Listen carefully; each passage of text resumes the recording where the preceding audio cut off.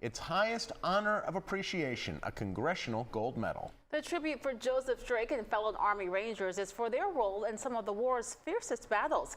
He still has vivid memories and shared them with John Meyer in this week's On the Pennsylvania Road. Joseph Drake from Hawley started our interview with a disclaimer we have heard often from World War II veterans. I'm not bragging about anything, but I am, I think, the last one of the Rangers, especially in Company A. And I think, you know, tell the story. It's nice to tell a story. He shares his war stories now for history's sake, because it's a 98-year-old man now showing us these photos of 20-year-old Sergeant Drake. Out of 7,000 Army Rangers serving in World War II, he says there are only around a dozen left. Joe joined the war in Europe in 1944.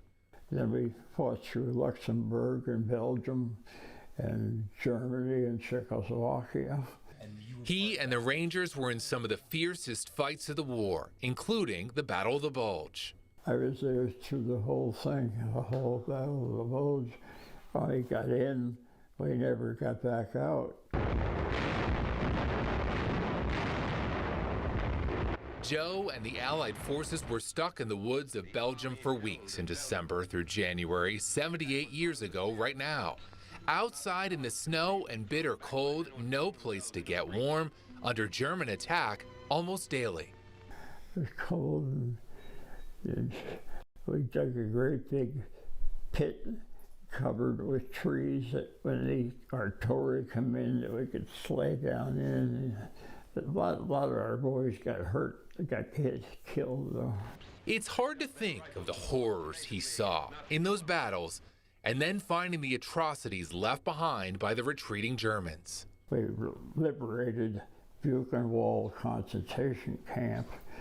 We went in there and they still had bodies in the furnaces and stuff like that. Were you scared the whole time you were over there?